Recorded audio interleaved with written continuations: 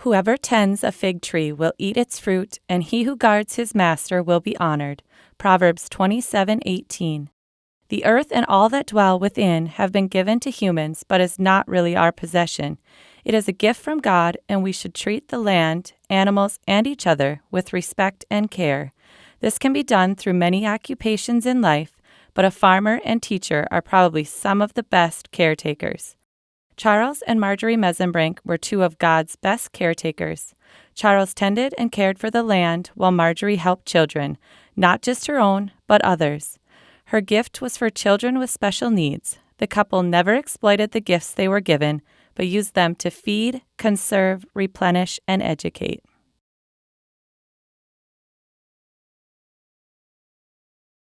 Charles Mesenbrink was born on September 30th, 1931, to Carl and Augusta Winkleman Mesenbrink. He had two siblings, Archibald and Lois. The family grew up 13 miles south of Morris on the Swift and Stevens County line. His father was a farmer, with the boys helping out from a very young age. Charlie, as he was called, was the youngest, with Archibald, or Archie, 10 years older, and Lois, 5 years older. The children attended the Horton Township District 769 Country School until 8th grade. Charlie would tell his family that he rode horse to school each day. After 8th grade, Charlie attended school in Hancock for about 6 months, but soon decided to quit and stay home to help on the farm. By this time, older brother Archie was married to Ada Mae Marquardt and living on his own farm. Lois was married to Wilbur Hammond, also farming nearby. His help was needed on the farm more than his schooling. While Charlie was tending to farm work, his future wife, Marjorie, was growing up on a farm by Donley. She was born on September 16, 1931, to Otto and Emma Gunderson Thurmer. Otto and Emma lived on a farm northwest of Donley and then moved to another farm in the same area. In 1943, they moved into Morris, where Marjorie spent her remaining growing up years and graduated from Morris High School in 1950. Marjorie had two siblings, twins, Sherman and Shirley Dorothea. She was the oldest and helped a great deal with the two younger children. While in school, she was active in GAA, which is an after-school group that played various activities such as soccer, softball, volleyball, basketball, and some swimming. She also helped with the Tinta Wasota, which was the school newspaper. She helped with the junior class play, Little Women, by working on the scenery and costumes for the play. Her yearbook was quoted as saying, "Marjorie was a person whose middle name spells dependability. She is one of those people you'll find somewhere in every type of activity, making it work like a clock." The class of 1950 chose "Education ends only with life" as their class motto. Marjorie seemed to always follow that too. Marjorie had a mild case of polio when she was young, but decided she wasn't about to sit still and let it get her. Therefore, she stayed active. She was known for her love of music and anything to do with art. She was active in the Glee Club and did a lot of singing from Christmas programs, concerts, and music contests.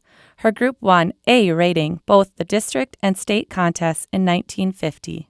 After graduation, she worked at Watsky's Eye Care and Gamble's store in Morris.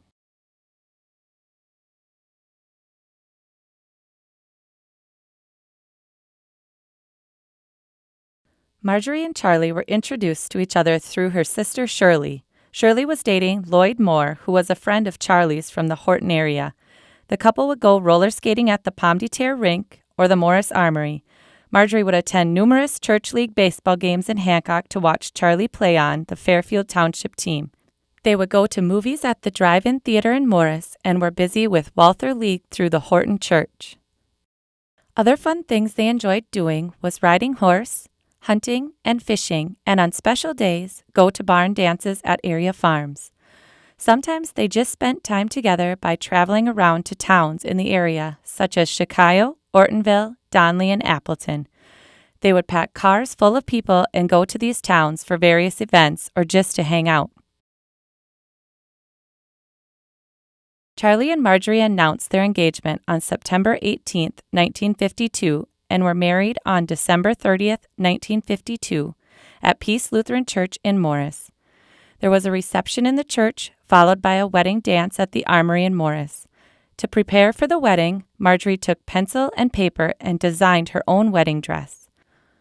From the design, her mother fashioned the dress for the wedding. Marjorie also designed the bridesmaids' dresses, and Emma made those as well. The wedding party included Shirley Thurmer Moore, Marion and Stanley Schleep, Marlis and Howard Mesenbrink, Lloyd Moore, Mrs. Kenneth Nissen, and Sherman Thurmer. After news of Marjorie's wedding dress design got around, she was sometimes asked to design other wedding dresses. She had a book full of sketches of wedding dresses. She also liked to do other drawings, especially nature scenes. She entered a picture of a deer she had drawn in a contest and won a prize. There was a special area in the house at their farm home where she would go and do her artwork.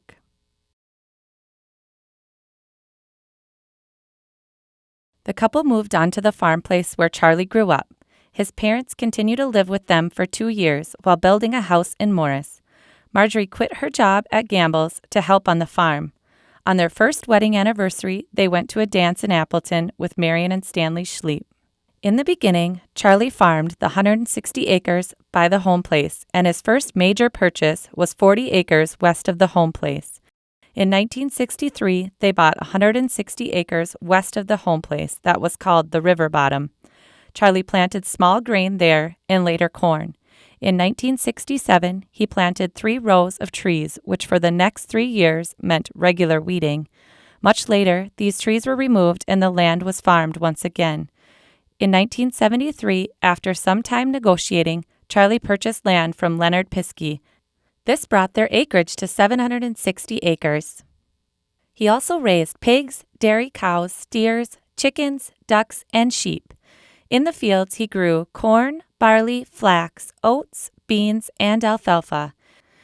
In 1974, Charlie scaled back and got out of milking cows, and in 1976 got rid of all the animals.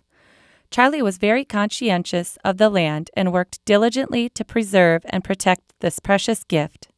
While Charlie loved to work with the soil and plants, Marjorie was not so inclined. She had a lot of allergies, so being outdoors was simply quite miserable. Instead, Charlie planted the garden, tended and harvested the produce. Marjorie would then do the preservation safely inside the home. She always said she simply did not have a green thumb. During their marriage, Charlie would take fishing trips to Canada with his friends. He would also go on hunting trips up north, mostly for deer, and out to Wyoming and Montana for elk. He spent many days on area lakes fishing and up at a resort during the summer. They eventually bought a camper and parked it at Indian Mound Resort.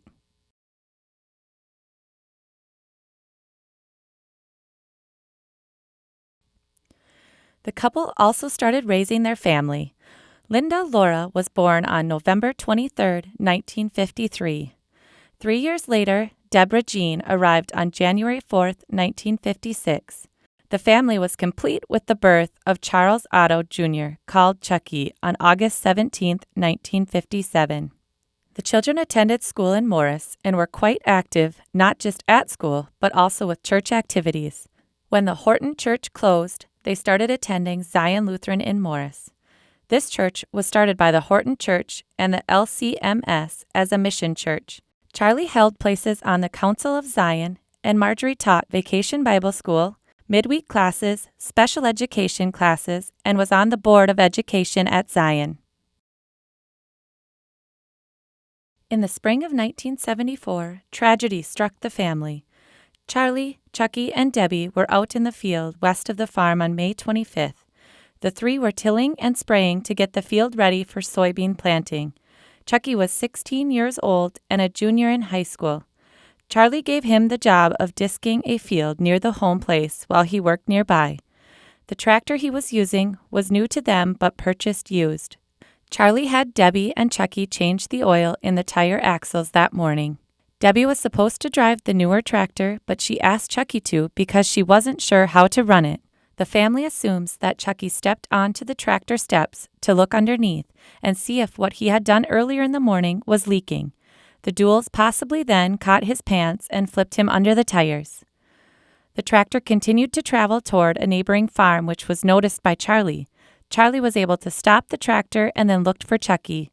Unfortunately, Chucky had been killed instantly in the accident. The couple took his death very hard.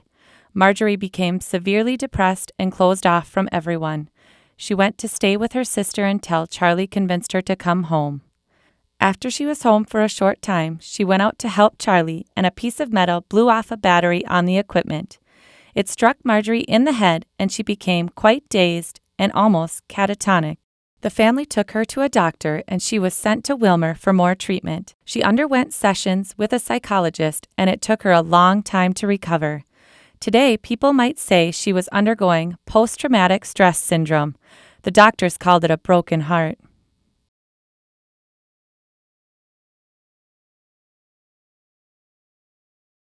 A month after the accident, oldest daughter Linda gave birth to a baby girl. She was not able to care for the child at the time, so Wendy came to live with her grandparents, and they eventually adopted her. This seemed to help the couple a great deal as Wendy became active in school, 4-H, and church events. Wendy's involvement in 4-H also brought animals back to the farm with showing sheep each year. Linda Bellinger Rethwish went to live in White Earth, where she married Donovan Bellinger and gave birth to 2 more children. Tracy D. Bellinger was born on October 31st, 1977, and Charles William Bellinger was born on October 5th, 1979, and passed away from complications of a car accident in 1996. Linda and Donovan Bellinger adopted Donovan's oldest daughter's son, Robin Lee Bellinger. Deb married Donald Allen Ritter on September 6, 1975. To this union, 2 sons were born, Michael Allen on May 19, 1980, and Adam Eugene on March 14, 1983. They were divorced in 1989, and Debbie married Wendell K. Maratsky on April 23, 1993. Michael and Gwen were married on May 2, 2008, and do not have any children. Adam married Carla Ann Roll on September 26, 2009, and to this union, 2 children were born, Evelyn Ann Ritter and Jack Charles Ritter. Jack Charles passed away at birth. The family has decided that no descendant should be named Charles. Charles and Marjorie have 4 grandchildren, 2 step-grandchildren, 5 great-grandchildren, and 11 step-great-grandchildren. Other than the church, the couple was also active in many organizations. Charlie was a member of Pheasants Forever, Ducks Unlimited, and the 9F Sportsman's Club.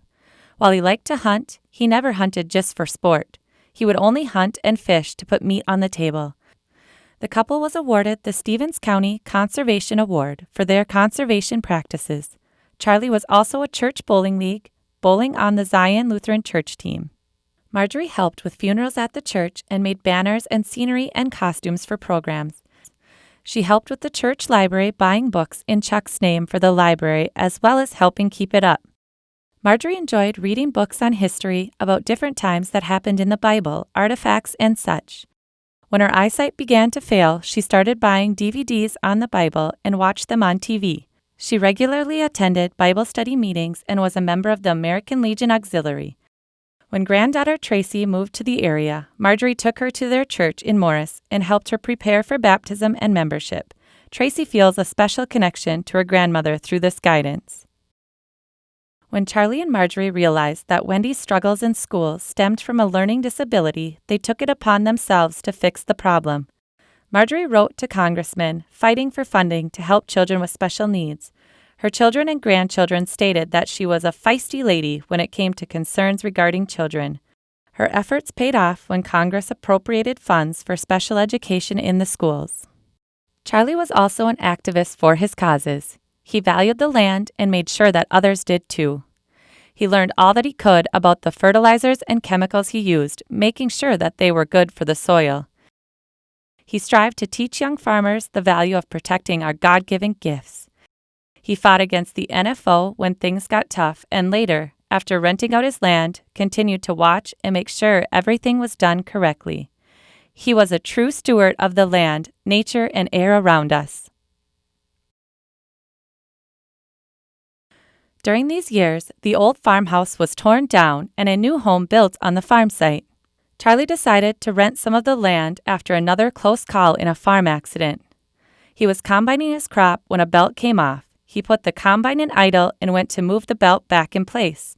While doing so, the sleeve of his coat became caught in the bar and jerked his arm into the machine. His arm was broken in 2 places and 1 finger had to be removed. A plate was inserted in the arm to strengthen it. In 1996, they decided to retire after a lifetime of farming and do a little traveling. They took a trip to Alaska and were in Michigan when the 9/11 attack occurred. In the early 1990s, they took a trip with Rodney and Sharon Goddess to Nevada, New Mexico, Texas. They also traveled to Arizona with Burles and Kenny Nissen and a few times on their own. When Wendy was young, Charlie and Marjorie agreed to take her mother out west to see her brother. The group got as far as the mountains when Emma and Marjorie got so scared that they had to turn around and come back.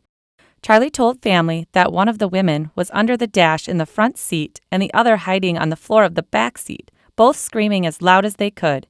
He finally had enough and turned the car around. They would joke about it a lot, but they never went near the mountains again.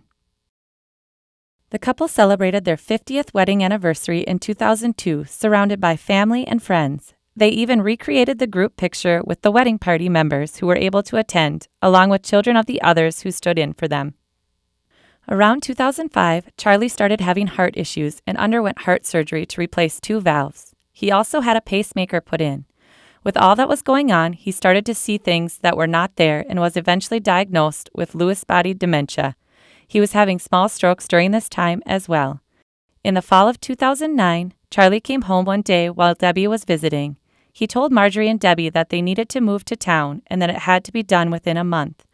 They were both shocked. Marjorie had a hard time with the move, but Charlie told her that the doctor said he had to move off the farm. They looked at a few places and decided to move to Skyview Court in Morris. It was quite a change for them, but Charlie enjoyed it as he got to visit with other people and talk farming. Marjorie continued to struggle with the move.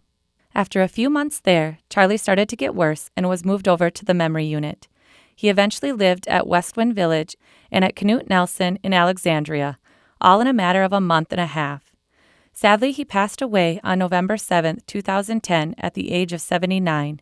He was laid to rest at the Horton Cemetery in Horton Township on November 11, 2010, resting next to his son. Marjorie continued to live at Skyview until March of the next year. She then moved to a home by Lake Crystal but was having allergy problems due to the algae on the lake. In 2013, her daughter Linda and Marjorie started looking for a place and found one near Alberta. She lived there until her passing from congestive heart failure on January 20, 2018.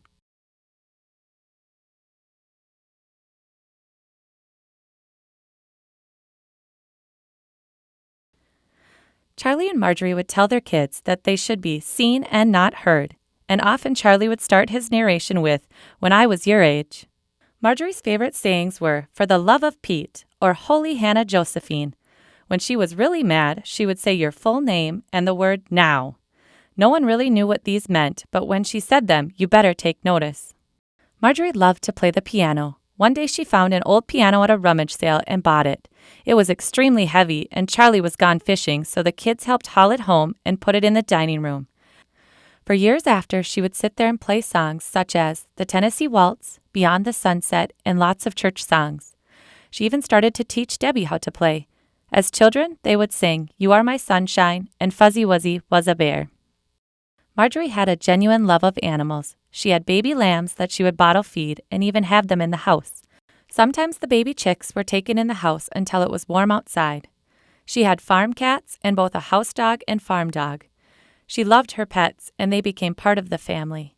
She was always doctoring them and would cry right along with the kids when one was lost. In all, Charlie and Marjorie Mesenbrink were just typical people from their generation with one big exception.